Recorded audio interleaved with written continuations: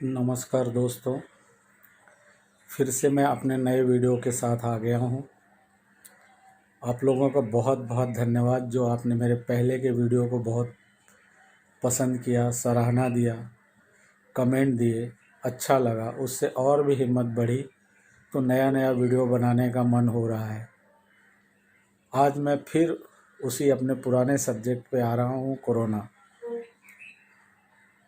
कि अब लॉकडाउन 4 भी जा चुका है, बहुत सी पाबंदियाँ हट गई हैं, लेकिन कोरोना नहीं हटा है। कोरोना अब भी है, लेकिन अब हमें कोरोना से डरना नहीं है। लेकिन आप कहोगे कि हमें पहले कोरोना से डराया क्यों गया? क्योंकि हमें पहले कोरोना से डराया गया क्योंकि कोरोना महामारी यह जगत में पहली बार आई थी। हम लोगों को इसके बारे में जानकारी नहीं थी। जो थोड़ी बहुत जानकारी थी उसमें समय जो उपाय दिखा वह लॉकडाउन ही दिखा। लॉकडाउन का सख्ती से पालन होने के लिए कोरोना बीमारी के बारे में बताया गया, बार बार बताया गया, लोगों को डराया भी गया, जिसके कारण उसका फ़ायदा भी हुआ। कोरोना धीरे से फैला। उसी दौरान सरकार को, लोगों को कोरोना से तैयारी का मौका मिला, उसका आकलन करने का मौका मिला। सरकार अपनी तैयारियां बढ़ा सके, कितने अस्पताल खोल सके, बेड खोल सके, कितने डॉक्टरों को तैयारियां में शामिल किया गया। यह सब लॉकडाउन के कारण ही संभव हो सका। और धीरे धीरे हम लोगों को यह सब पता चल गया कि किस तरह हमें रहना है, किस तरह हमें मास्क लगाना है, किस तरह हमें सोशल डिस्टेंसिंग करना है और किस तरह हमें एक दूसरे के साथ व्यवहार करना है। फिर लॉकडाउन 1, लॉकडाउन 2, लॉकडाउन 3, लॉकडाउन 4 भी ख़त्म हो गया, लेकिन कोरोना ख़त्म नहीं हुआ। कोरोना बढ़ते ही जा रहा है। तो हम जो पहले डराया गया वह सही था, लेकिन अब हमें नहीं डरना है। अब हमें क्यों नहीं डरना है? कि कोरोना यह जो बीमारी है, वैसे तो यह सर्दी जैसा ही है, लेकिन ये बहुत ही इन्फेक्शियस है।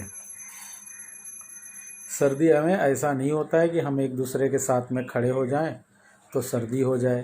कोरोना में ऐसा होता है कि अगर आप कहीं 4-5 घंटे किसी के साथ रह गए तो आपको हो गया।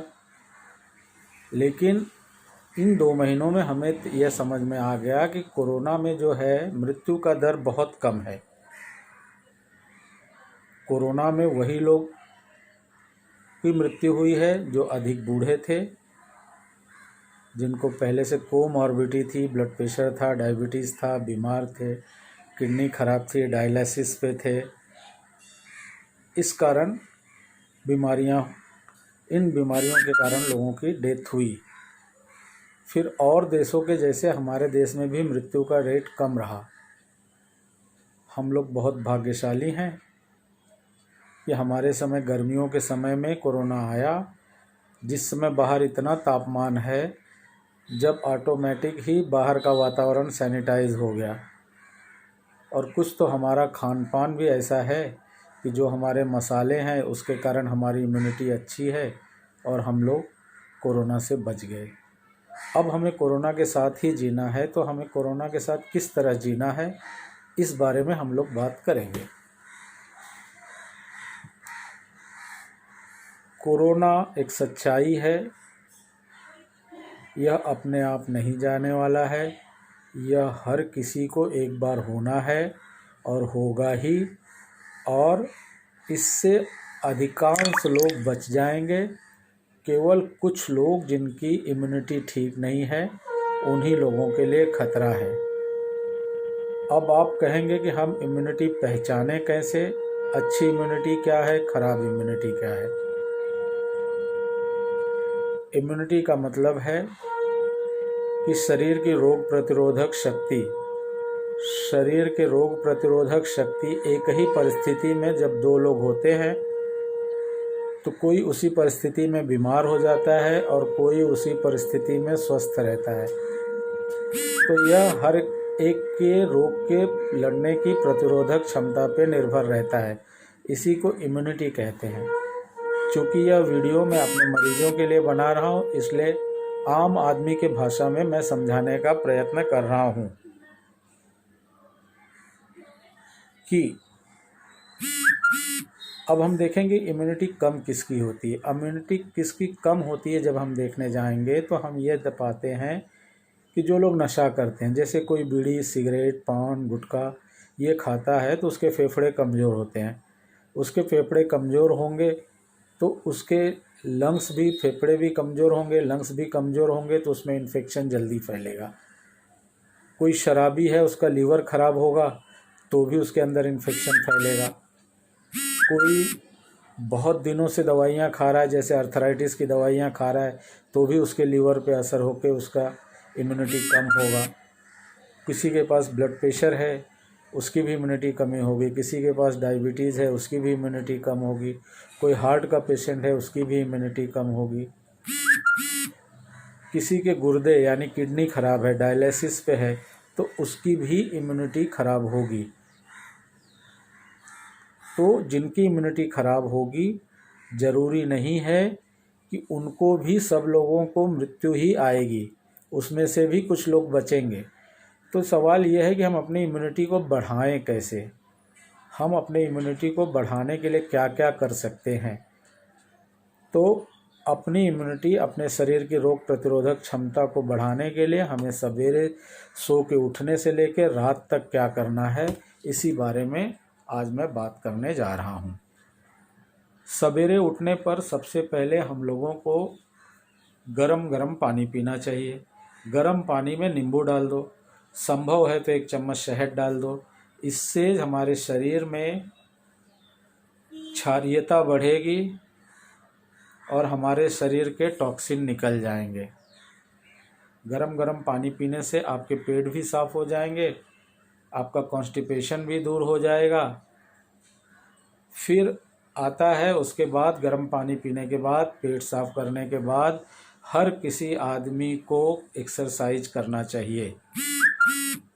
हर आदमी अपने अपने हिसाब से एक्सरसाइज करे। कोई पैदल चलने जाए, कोई जिम में जाए, कोई घर में ही चले, कोई वज़न घर में ही उठाए, या किसी का घर इतना बड़ा है कि वो अपने घर की रोज़ साफ़ सफाई ही करे, हाथों से अपने कपड़े साफ़ करे। लेकिन अगर आप ये नहीं कर सकते, आपके पास कोई सुविधा नहीं है, तो आपके पास कोई म्यूजिक सिस्टम है, आपके पास कोई टीवी है, टीवी पे म्यूजिक लगा दो और बिना, जैसे भी आपको आए वैसे ही नाचो। आप अपने हाथ पाथ हिलाओ, ऊपर नीचे करो, दोनों हाथ पैर नीचे करो, दौड़ो, वहीं पे मेहनत करो, नाचो। नाचना भी एक बहुत ही अच्छी तरह का एक्सरसाइज है। कहने का मतलब ये है कि आप अपने शरीर से जितना पसीना बहाएंगे उतना ही आपके शरीर से टॉक्सिन निकलेगा, आपका शरीर उतना ही स्वस्थ रहेगा और आपकी इम्यूनिटी उतनी ही बढ़ेगी। आप व्यायाम करें, पसीना निकालें। कुछ लोग कहते हैं, कुछ औरतें कहती हैं, हम तो दिन भर काम करते रहते हैं, हमारा व्यायाम तो ऐसे ही होता है।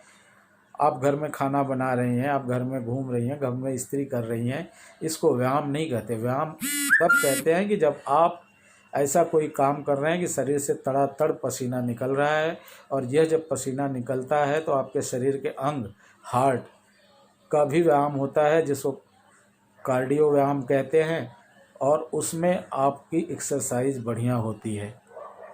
उसके बाद आपने व्यायाम किया, व्यायाम करने के बाद अगर आपकी इच्छा है तो आप 10 मिनट 15 मिनट रेस्ट लीजिए। 10 मिनट 15 मिनट रेस्ट के बाद आप चाय पीजिए। चाय आपको नेचुरल पीना है, जो कि मैं भी पीता हूँ।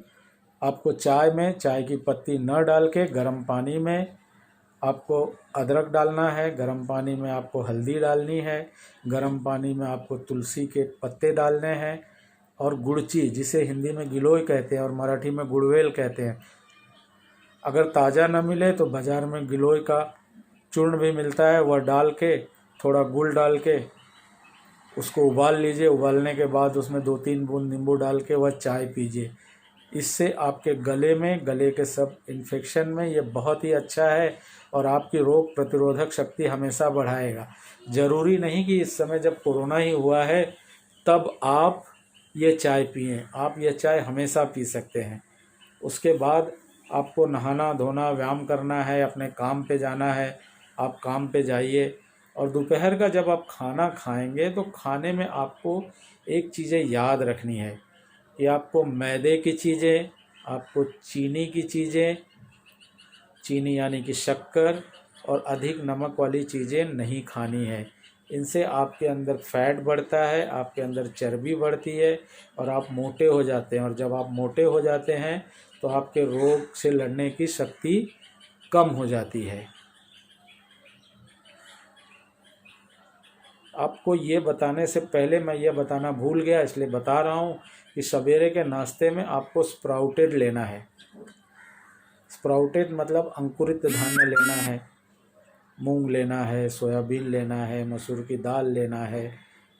जो भी अंकुरित धान्य आप खाओगे उसमें नमक डालिए, उसमें गाजर डालिए, उसमें अदरक डालिए, उसमें प्याज डालिए और इसे खाइए। जो भी आप अंकुरित अन्न खाएंगे तो आपको हजम भी जल्दी होगा और आपका रोग प्रतिरोधक शक्ति भी बढ़ेगी। हाँ, तो अब मैं दोपहर के खाने पे फिर आता हूँ कि दोपहर के खाने में आपको मैदा, चीनी और नमक का सेवन बहुत कम करना है। आपको आटा, जो आप गेहूं का खाते हैं तो गेहूं का बाज़ार से तैयार आटा मत लाइए। जो भी है आप उसे पिसवाइए। लेकिन बेहतर यह होगा कि अब गेहूं का आटा खाना छोड़कर आप बाजरी, ज्वारी, मक्का, नाचनी इन सब के आटाओं के रोटी का खाइए, इनकी भाकरी खाइए। जिससे ये मोटे दाने जो होते हैं ये लो ग्लाइसेमिक इंडेक्स वाले होते हैं। ये जल्दी शुगर रिलीज़ नहीं करते। जल्दी शुगर रिलीज़ नहीं करते तो आपका शुगर भी नहीं बढ़ता है और आपकी इम्यूनिटी भी अच्छी रहती है। आपको भोजन में ज़्यादा से ज़्यादा मीठे को टालना है और आपको हरी सब्जियां ज़्यादा खाना है। दालें खाएं, दालें छिलके सहित खाएं। और तेल में भी आपको राई का तेल, मूंगफली का तेल, नारियल का तेल, यही सब तेलें खाना है।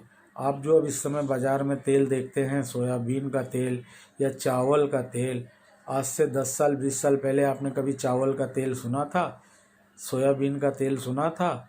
ये सब मिनरल ऑयल को मिला के उसका नाम देते हैं rice bran oil, soybean oil. तो ये सब तेल जो हैं यह बहुत हानिकारक हैं। आपको इन तेलों का सेवन नहीं करना है। फिर शाम को 5 बजे के करीब आप हल्का सा फलों का नाश्ता कर लीजिए। जो भी नाश्ता करना है वह कीजिए, फल खाइए, जो भी करना है हल्का सा कीजिए। और रात का खाना आपको जल्दी खाना है। रात का खाना हल्का खाना है। रात का खाना हल्के खाना है, 8-9 बजे तक खा लीजिए। अगर संभव नहीं होता है, आप लेट से खाते हैं, तो उस समय न खा के आप दूध पी लीजिए, कोई फल खा लीजिए और सो जाइए। रात को आप जितना हल्का खाएंगे उतना अच्छा होगा। खाने के बाद सोने से पहले आपको थोड़ा सा 100 कदम तो चल लेना है। खा के तुरंत नहीं सोना है। रात को सोते समय ना आपको टीवी देखना है, ना आपको मोबाइल देखना है, ना आपको कोई नेगेटिव विचार मन में लाना है, ना नेगेटिव सोच लाना है। अच्छी बातों को सोचते हुए सो जाइए। सवेरे तरोताज़ा होकर जल्दी उठिए। अगर आपकी दिनचर्या यह रहेगी तो आपका इम्यूनिटी बढ़ जाएगा, आपकी रोग शक्ति बढ़ जाएगी। कोई एक्स्ट्रा कुछ करने की ज़रूरत नहीं है। तो अगर आपकी इम्यूनिटी बढ़ गई तो हम इसी कोरोना के साथ जिएंगे और यह कोरोना हमें कब होके चला जाएगा हमें पता भी नहीं चलेगा। तो हमें अब कोरोना से डरने की ज़रूरत नहीं है, क्योंकि कोरोना जो है ये बीमारी है, ये सच्चाई है, ये हर किसी को होगा। ये किसी के सरकार के बस की बात नहीं है, किसी डॉक्टर के बस की बात नहीं है। आपको अगर कुछ तकलीफ़ है तो आपको जाना है डॉक्टर के पास, लेकिन आपको अपने शरीर की इम्यूनिटी खुद ही बढ़ानी है।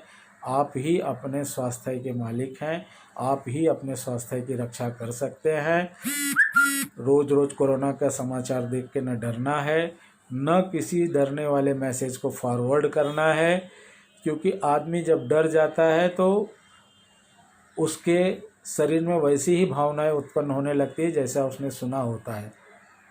तो अब हमें इसे डरना नहीं है, इसके साथ जीना है, अपनी इम्यूनिटी को कैसे बढ़ाना है इसके बारे में ही देखना है।